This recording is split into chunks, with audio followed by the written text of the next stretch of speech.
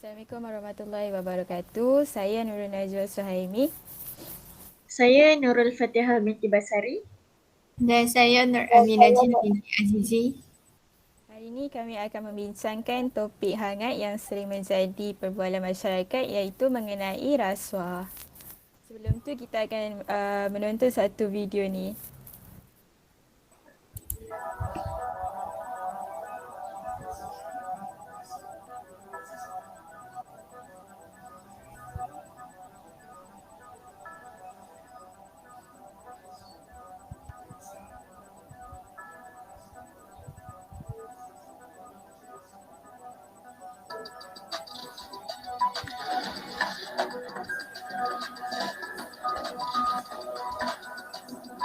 Assalamualaikum, salam sejahtera. Saya Zulkifli Yusof bersama anda dalam Awani 745 dan berikut adalah tumpuan kami untuk hari ini. Sultan Nazrin bimbang rasuah pada skala sangat bahaya. Orang Melayu mula berubah akibat ketagih kaya amal rasuah, kata Musa Hitam. Bella beri keterangan secara tertutup.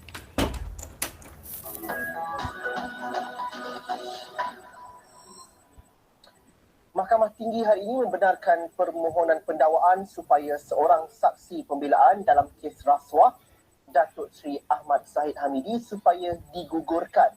Hakim Mahkamah Tinggi Datuk Colin Lawrence Sequeira ketika memutuskan perkara itu berkata, permohonan pendakwaan dilakukan atas alasan keterangan Jeffrey Jamil, saksi ketiga pembelaan, berbeza dengan keterangan bertulisnya.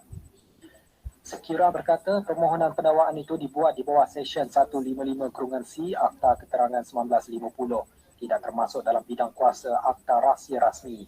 Terdahulu Ketua Pendakwaan Datuk Raja Rosella Raja Toran membuat permohonan itu sewaktu menyoal balas Jeffrey. Jeffrey memberitahu mahkamah bahawa Ahmad Zahid telah membenarkan syarikatnya Teknik Sempurna Sendirian Berhad untuk membina sebuah masjid dan sekolah agama di Melaka dengan nilai 9.9 juta ringgit, dan dana itu datang dari Yayasan Akal Budi milik Presiden UMNO itu. Jeffrey berkata, dia telah membuat kenyataan itu kepada Suruhanjaya Pencegahan Rasuah Malaysia pada 2018, tetapi tidak dapat mengingatinya pada masa kini, sekaligus mendorong Raja Rosella untuk membuat permohonan pertuduhan itu.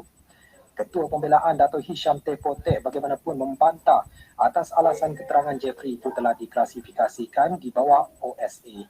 Raja Rosella bagaimanapun berkata keterangan Jeffrey boleh dicabar di bawah akta keterangan kerana bukti yang dikemukakan berbeza dengan kenyataan terdahulu.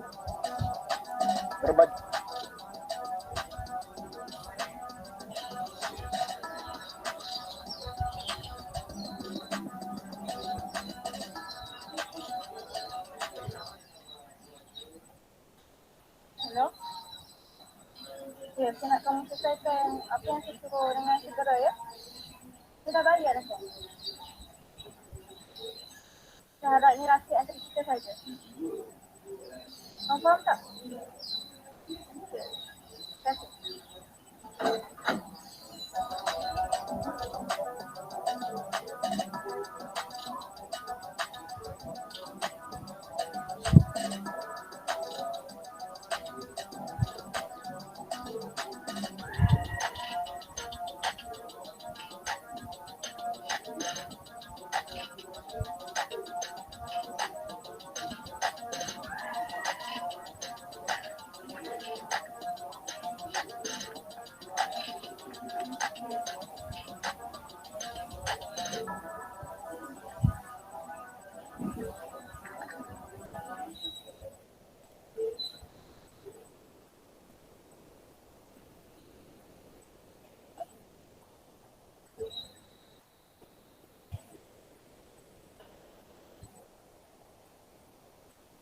Terima kasih. Ni dia. Saya harap awak dapat uruskan dengan segera. Baik, sir.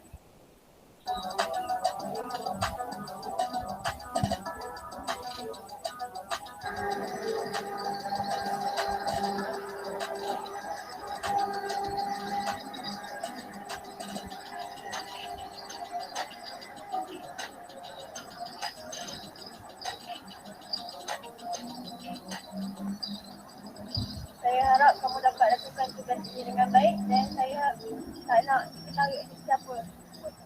Baik bos.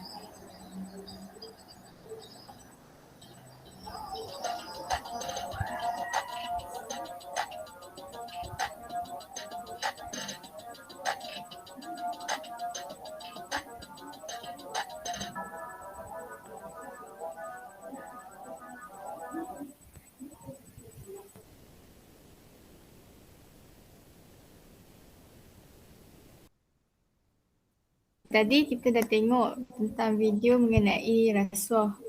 Jadi tengoklah banyak berita-berita mengenai rasuah yang berlaku dalam rakyat Malaysia sendiri, terutama dalam orang yang berjawatan tinggi.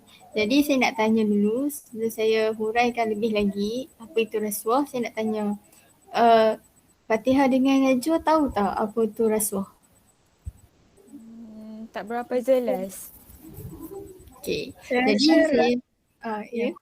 saya pun rasa saya kurang jelas. Okey, tak apa. Jadi hari ini kita nak kongsikan apa itu rasuah. Jadi saya akan bagi beberapa definisi tentang rasuah. Jadi menurut Kamus Dewan edisi keempat yang diterbitkan pada tahun 2007, rasuah ini didefinisikan sebagai pemberian untuk menumbuk rusuk yang membawa maksud. Rasuah itu merupakan satu suapan sama ada dalam bentuk wang, hadiah dan sebagainya. Okay. Jadi yang seterusnya menurut Suruhanjaya Pencegahan Rasuah Malaysia iaitu SPRM mendefinisikan rasuah ini sebagai penerimaan atau pemberian suapan sebagai upah atau dorongan untuk seseorang individu kerana melakukan atau tidak melakukan ataupun tidak melakukan satu perbuatan yang berkaitan dengan tugas rasmi, iaitu dalam kalangan orang yang berjawatan tinggi. Jadi rasuah ini dia ada dalam pelbagai bentuk. Fatihah tahu tak macam contoh rasuah tu macam mana? Bagi saya contoh rasuah tu macam memberi wang ataupun seperti yang kita tengok di dalam video tadi kan, mereka memberikan sesuatu macam hadiah, wang adalah sebagai tujuan untuk seseorang tu melaksanakan tugasan yang diberikan. Betul, memang betul apa yang Fatihah katakan tadi. Okey. Selain pada wang, hadiah, ada juga rasuah dalam bentuk bonus, ada yang dalam bentuk mengundi kan. Ada juga dalam bentuk perkhidmatan, jawatan, upah dan diskaun. Okay, itu bentuk-bentuk rasuah lah yang sering dilakukan oleh orang-orang yang terlibat dengan aktiviti rasuah ni. Jadi saya nak kongsi sedikit tentang Akta Suruhanjaya Pencegahan Rasuah Malaysia SPRM 2009 iaitu Akta 694. Yang pertama dia ada 4. Yang pertama meminta dan menerima rasuah iaitu di bawah Seksyen 16 dan 17A Akta SPRM 2009. Yang kedua menawar ataupun memberi suapan di bawah Seksyen 17B Akta SPRM 2009. Yang ketiga, mengemukakan tuntutan palsu di bawah Seksyen 18 Akta SPRM 2009. Dan yang terakhir iaitu menggunakan jawatan ataupun kedudukan untuk suapan pegawai badan awam iaitu di bawah Seksyen 23 Akta SPRM 2009. Okey, jadi Najwa dah jelas dengan definisi rasuah tu? Ya, dah jelas. Okey, jadi sekarang saya nak kongsi sedikit tentang beberapa punca berlakunya rasuah dalam kalangan masyarakat Malaysia ni. Okey, yang pertama ni macam mana nak cakap, memang inilah satu-satunya punca utama yang paling kita boleh nampak iaitu orang yang terlibat dengan rasuah ini mempunyai sikap materialistik iaitu sikap kebendaan. Perkara ini disebabkan oleh seorang individu itu suka bermewah-mewah dengan harta duniawi lah yang bersifat duniawi. iaitu yang di luar kemampuannya. Mungkin kita dapat lihat bagi mereka apa yang mereka ada itu tidak mencukupi. Jadi dengan melakukan rasuah ini mereka dapat memenuhi keinginan mereka untuk mendapatkan sesuatu perkara. Sedangkan apa yang mereka tahu benda itu merugikan. Contoh dia macam materialistik ni boleh dari segi kewangan, dari segi macam rumah, kereta, barang kemas kan, untuk mendapatkan pujian dan kehormatan daripada orang lain. Jadi ini mendorong mereka untuk melakukan aktiviti rasuah untuk mendapatkan sesuatu yang mereka inginkan. Jadi ia dapat memenuhilah sikap materialistik mereka dalam satu benda. Selain itu, faktor berlaku rasuah ni juga boleh disebabkan pegangan agama yang rapuh. Hari ini disebabkan oleh mereka tidak mengamalkan ajaran agama dengan betul. Sebenarnya mereka tahu tetapi mereka tidak dapat membezakan antara baik dan buruk. Mungkin mereka mengabaikan tentang konsep pahala dan dosa. Jadi bagi mereka mungkin dalam diri mereka ada sifat menginginkan perkara tersebut sedangkan mereka tahu perkara itu adalah salah dari segi agama maupun undang-undang. Di samping itu, terdapat juga lah faktor ataupun punca berlaku rasuah ini disebabkan oleh kewujudan ruang dan peluang untuk aktiviti rasuah ini berlaku. Peluang dan ruang ini boleh wujud disebabkan oleh sifat birokrasi dalam perkhidmatan awam. Contohnya penjawat awam yang sengaja melambat-lambatkan sesuatu urusan supaya penjawat awam tersebut diberikan rasuah untuk mempercepatkan urusan tersebut. Tambahan pula, prosedur kerja yang kompleks dalam urusan kerajaan juga menyebabkan rasuah berlaku. Seperti kita tahu, satu proses untuk meluluskan sesuatu projek ataupun apa-apa kerja memakan masa yang lama. Jadi mereka berfikir dengan melakukan rasuah ini dapat mempercepatkan lagi urusan mereka untuk mendapatkan sesuatu perkara. Jadi mereka menganggap ini satu perkara yang biasalah untuk mendapatkan sesuatu perkara itu. Dan yang terakhir antara punca yang menyebabkan rasuah ini berlaku juga adalah disebabkan gaji yang rendah dalam kalangan rakyat. Ini seperti kita tahu pada era yang sekarang ini ekonomi negara kita terjejas disebabkan berlaku inflasi. Tambahan pula perbelanjaan kehidupan semakin meningkat menyebabkan ramai orang yang terpaksa dibuang kerja, yang ditukarkan kerja. Jadi ini mendorong mereka, tambah pula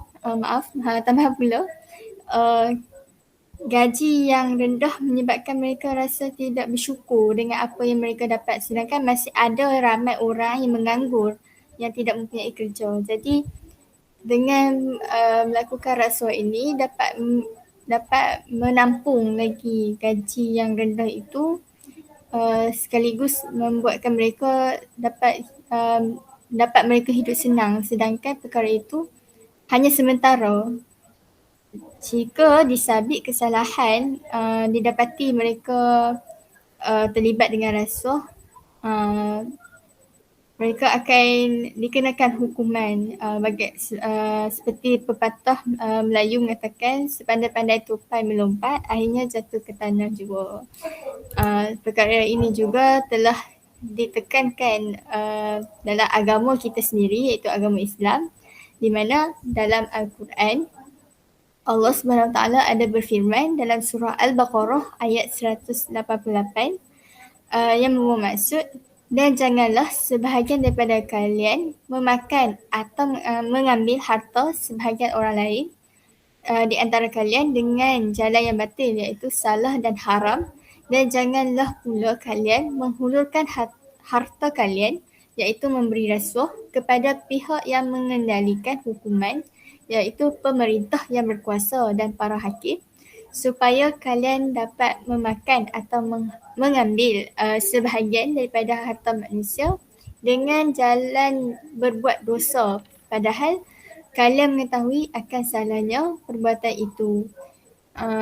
Perkara ini juga telah ditafsir dalam hadis Rasulullah SAW, di mana baginda pernah bersabda,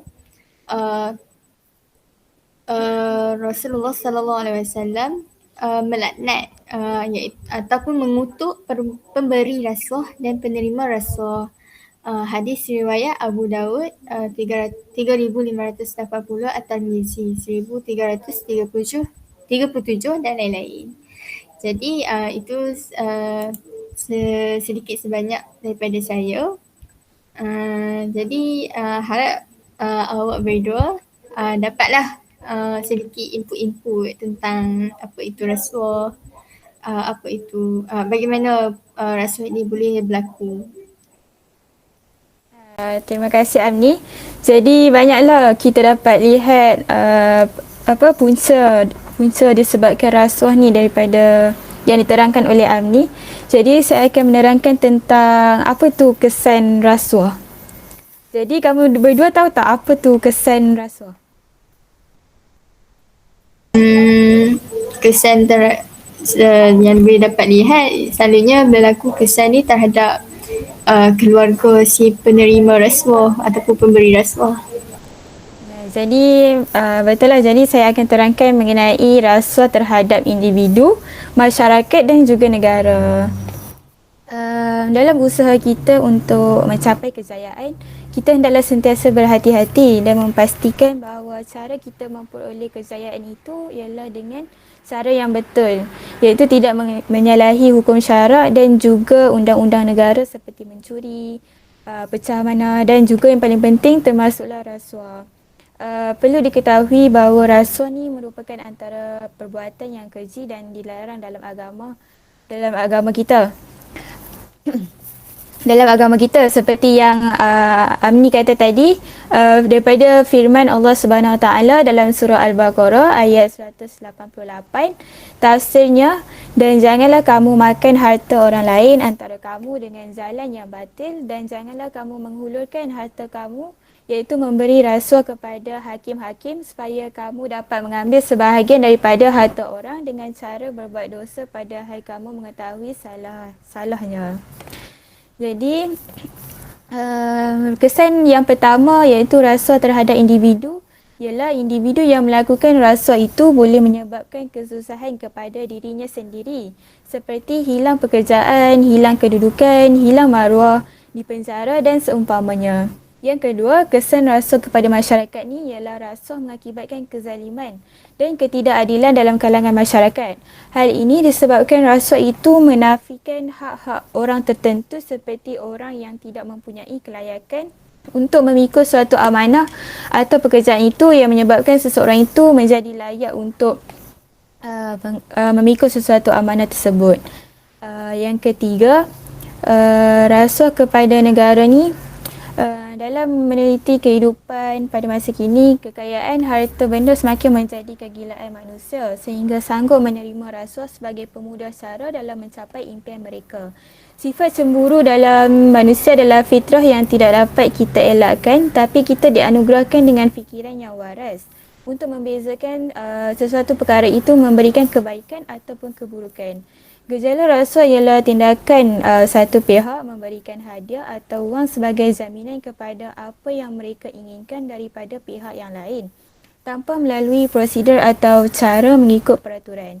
Macam duit yang membawa maksud wang sogokan atau memberikan wang secara tidak rasmi kepada seseorang sebagai imbuhanlah sebagai manfaat kepada dia. Oleh itu duit tersebut memberikan kesan-kesan negatif kepada negara. Rasuah mampu melumpuhkan fungsi perjalanan sesuatu organisasi kerana timbul unsur penipuan dalam urusan. Sebagai contoh, pegawai kastam yang bertugas di persempadan negara menerima wang sogokan untuk melepaskan seludupan rokok yang murah. Situasi ini berlaku kerana mereka inginkan wang yang lebih kerana gaji mereka yang rendah serta mereka juga pembeli rokok yang murah. Maka kita boleh lihatlah bahawa organisasi yang sepatutnya menghalang seludupan rokok ini telah merugikan negara kerana ia terlepas daripada terkena cukai yang menjadi sumber pendapatan negara. Bab kata peribahasa Melayu, harapkan pagar-pagar memakan padi, di mana seseorang yang kita berikan amanah telah mengkhianati tanggungjawabnya dalam melaksanakan amanah tersebut. Yang kedua, selain itu, sekiranya gejala rasuah semakin berleluasa, pentadbiran negara kita juga keseluruhannya akan terjejas. Hal ini kerana segala dasar atau penguatkuasaan akan menjadi lemah. Pelaksanaan undang-undang tidak dapat dilaksanakan secara adil dan boleh menumbangkan ekonomi negara secara amnya. Misalnya, macam industri pembekalan elektrik negara yang hanya dimonopoli oleh satu entiti negara, satu entiti separa kerajaan di mana tiada rasuah terlibat, tetapi berlaku kepentingan yang kurang baik.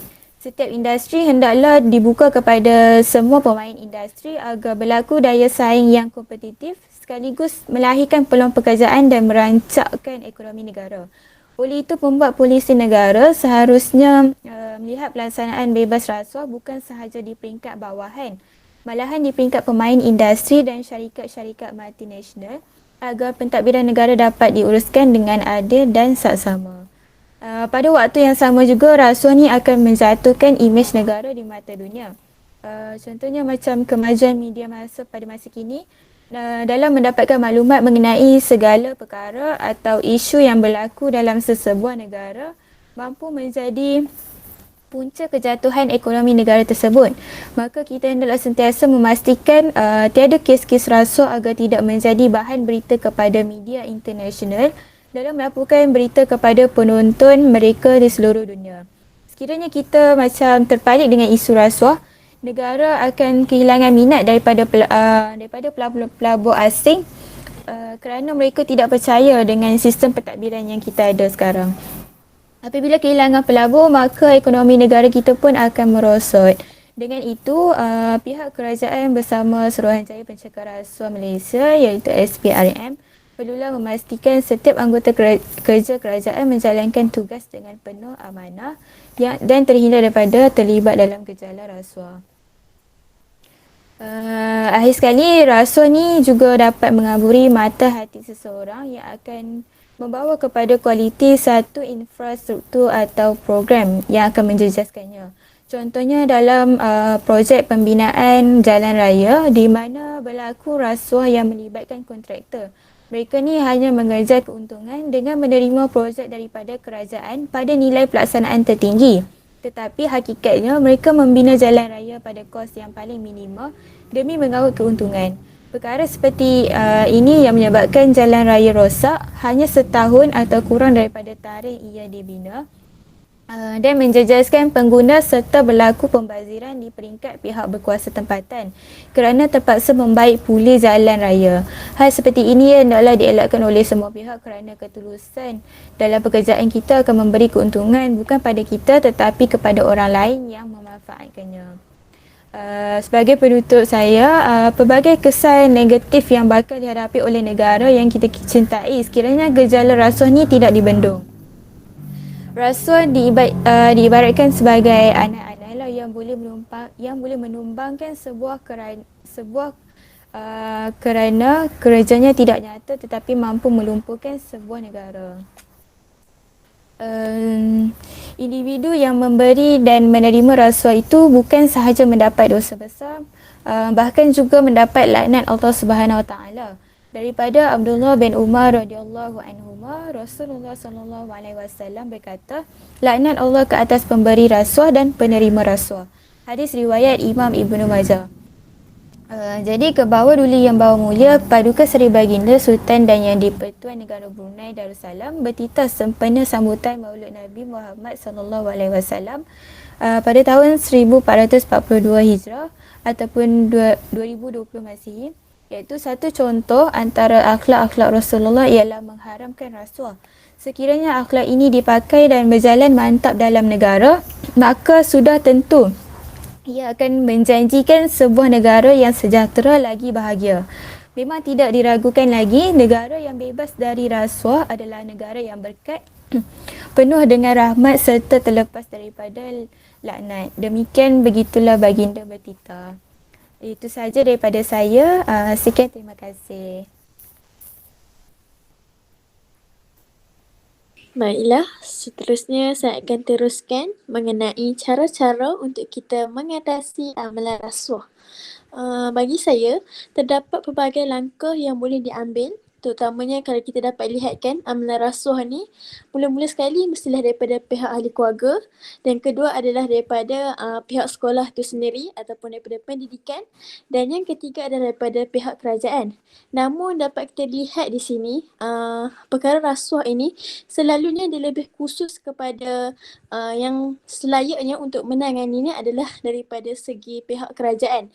Dapat kita lihat di sini bahawa kebanyakan orang yang terjebak dalam rasuah ini adalah daripada orang-orang yang berjawatan tinggi ataupun orang yang mempunyai kuasa. Okey, dekat sini saya akan khususkan kepada dua kategori, iaitu daripada pihak pendidikan dan juga pihak kerajaan. Di mana saya katakan pihak pendidikan ini mereka perlu melakukan ataupun memberikan pendedahan yang lebih khusus kepada para pelajar tentang amalan rasuah ini. Misalnya seperti mengadakan pelbagai kempen di sekolah bagi membendung gejala rasuah yang akan datang pada masa seterusnya. Hal ini kerana apabila para pelajar diberikan pendedahan mengenai keburukan merasuah, dapat membantu mereka menyedari tentang betapa buruknya apabila mereka besar nanti melakukan rasuah ini. Sebab itulah pihak sekolah ini perlu memberikan pendedahan yang cukup mendalam kepada para pelajar khususnya untuk membendung masalah rasuah ini. Seterusnya daripada pihak kerajaan pula, pihak kerajaan mampu untuk melakukan pelbagai cara bagi mengatasi masalah rasuah ini seperti mengenakan hukuman yang berat kepada pesalah ataupun orang yang terjebak dalam rasuah ini. Seperti yang kita lihatlah, macam yang kita tengok di dalam video tadi, kebanyakan orang yang berasuah ni adalah orang yang mempunyai jawatan dalam pentadbiran, orang yang mempunyai kuasa ataupun bidang-bidang tertentu dalam menguruskan negara. So, jadi mereka menggunakan kesempatan ini untuk melakukan amalan rasuah ini untuk menyelesaikan tugas mereka dan untuk seperti untuk menyempurnakan setiap tugasan agar semuanya dilakukan secara licin dan teratur. So, jadi kita dapat lihat di sini bahawa amalan rasuah ini bukan sahaja dapat merosakkan imej negara, malah apabila pihak yang bersalah itu ditangkap, ia juga akan terus merosakkan diri serta keluarga pihak tersebut. Seterusnya, pihak kerajaan juga boleh menjalankan kempen yang efektif kepada semua para masyarakat agar amalan rasuah ini dapat diatasi dengan awal. Sekiranya seseorang itu telah terjebak dalam rasuah, sudah tentunya dia akan terus melakukan. Seperti yang kita tahulah, contoh kalau sejak kecil dia adalah dibentuk untuk mencuri, dia akan terus melakukan perbuatan itulah seperti mencuri. Sama jugalah macam amalan rasuah, apabila dia sudah mula terjebak dengan rasuah dan dia akan terus pula melakukan rasuah pada masa akan datang. Selain itu juga, pihak kerajaan juga perlu menguatkuasakan undang-undang. Seperti yang kita katakan tadi, mengenakan hukuman yang berat, ia juga perlu dititik beratkan dan perlu dipandang serius oleh pihak kerajaan dalam menguatkuasakan undang-undang. Sekiranya penguatkuasaan undang-undang ini dilakukan dengan teliti dan rapi, sudah tentu amalan rasuah ini dapat dibendung dengan baik.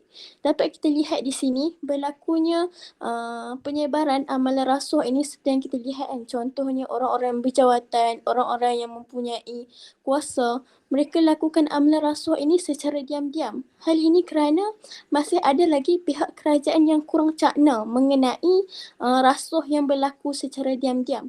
Oleh sebab itu, pihak kerajaan harus mengambil tindakan yang serius dengan menguatkuasakan undang-undang.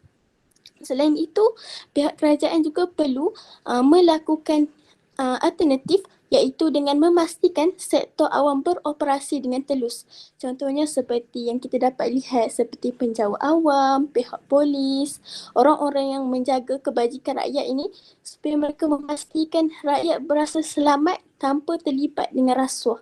Seperti yang kita lihat contohnya seperti di jalan raya, jika berlaku sekatan di jalan raya, kadang ada sesetengah polis yang sanggup mengambil rasuah dan ananya terhadap para masyarakat. Seperti apabila mereka ditahan, mereka perlu membayar jumlah dan ini akan menyebabkan berlakunya rasuah di kalangan orang kita sendiri. Hal ini dapat memberikan kesan yang buruk ataupun para masyarakat akan memandang rendah terhadap orang-orang yang berkuasa ataupun orang-orang yang memegang pentadbiran ini dengan pandangan yang sangat rendah pada saya lah. Selain itu juga, pihak kerajaan juga mestilah memberi gaji kepada pihak penjawat awam ataupun pihak-pihak orang yang berkuasa seperti ini, gaji yang bermaruah, maksudnya macam gaji yang berkualiti. Sesetengah orang ni terlibat dengan gejala rasuah ini kerana kadang-kadang mereka ini terdesak, memerlukan keuangan. Jadi mereka fikir bila mereka perlu mendapatkan gaji yang sedikit dan mereka perlu menyelesaikan tugas yang banyak, mereka terpaksa untuk melakukan kerja dengan cepat. Oleh sebab yang demikian, mereka mengambil cara rasuah ini untuk memudahkan segala tugasan yang diberikan dengan cepat.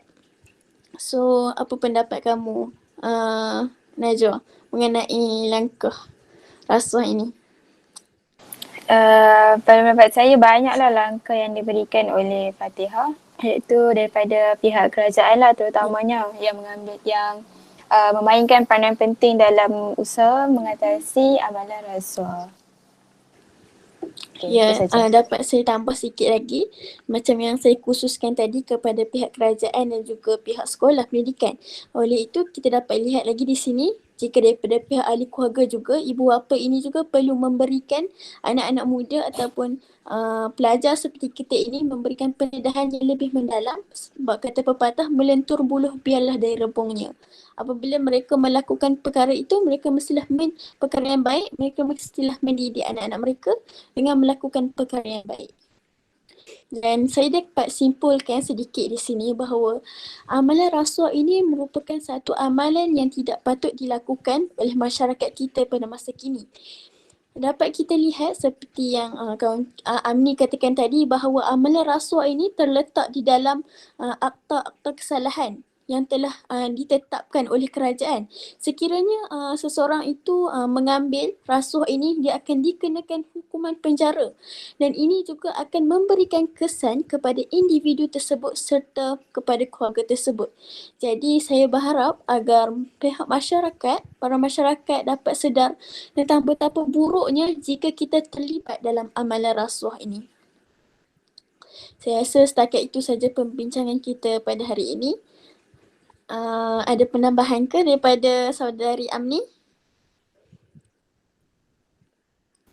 Tak ada. Bagi saya sangat padat dan bermanfaat lah perkongsian mengenai rasuah ni dalam kalangan kita sebagai orang golongan-golongan muda tentang bahayanya rasuah ni. Oleh itu, kita tutup sesi pembincangan kita ini. Sekian, terima kasih.